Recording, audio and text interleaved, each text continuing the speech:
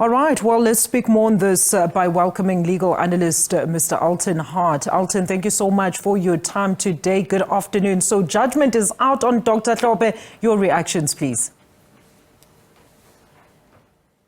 No, this is a judgment that I think I anticipated it will go in this way, given the outcry that was surrounding this matter, and also listening to some of my colleagues and also listening to the utterances from the JSC, and also looking at the Western Cape High Court that initially threw the cat amongst the pigeons and creating what we have today on our desks. So it was, I sort of have anticipated that this judgment will go in this way.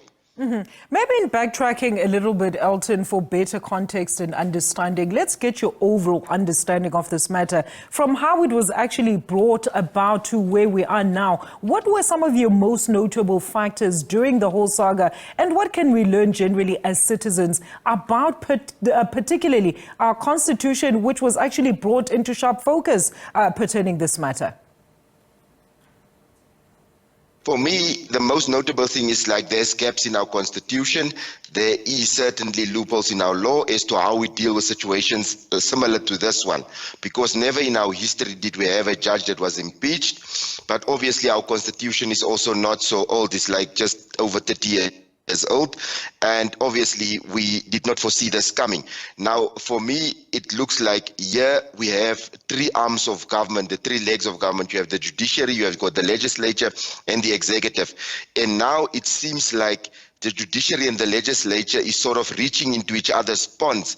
And for me, that is the notable thing that I picked up here, because now you have a judge that made a ruling trying to actually limit the powers of the parliament, and parliament from the judiciary perspective is seen as you guys are trying to actually sort of give us a burden that we already said at some stage we do not want.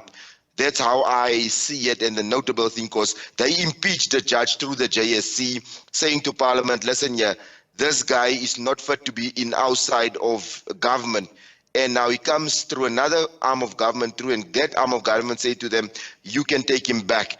And I think that is where that cross-pollination into the two arms of government sort of needs to be sorted out, and we need clarity in the law. Absolutely. The separation of powers is quite a serious issue into this matter, Elton. So let's talk about, of course, the pending review process. Is this going to be a legal or parliamentary process that is actually going to determine whether or not Dr. Hlophe is indeed allowed or permitted by the National Assembly to serve in this portfolio as designated by the MK party?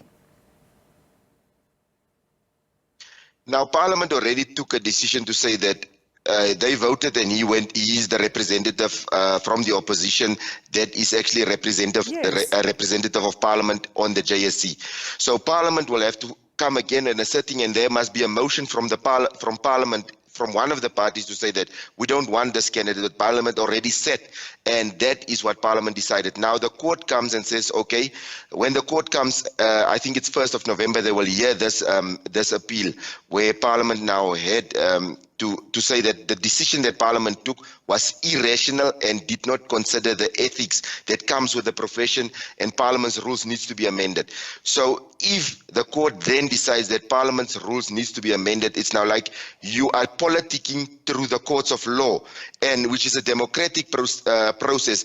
Then it means that we have to actually amend our constitution. So now the court is telling Parliament, you need to amend the constitution, and then you need over 2/3 majority. So it's going to be political infighting that's going to happen, and it's now like where I talk about cross-pollination, where these two arms of government is now going to try and influence each other.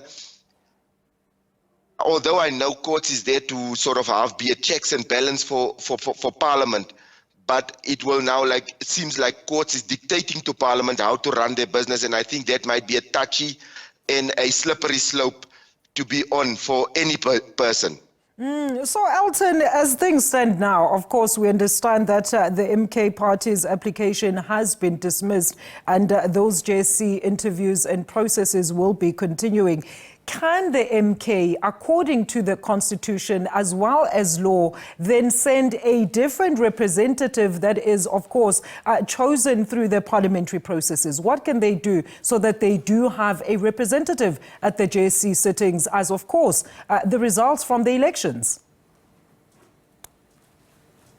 But I also just need to just draw you just a little bit back. Remember now, one of these positions that is going to be interviewed for is the Deputy Judge President for the Western Cape. And we know Hlophe has got an old case that's still pending because he's still challenging his impeachment.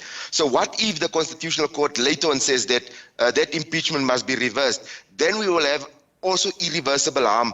But the JSC can proceed, they can do things, and I mean, MK can still send a different person, because a different person would come from the opposition, and then it will mean that the JSC is correctly composed, because it just says 3 persons or MPs from the opposition.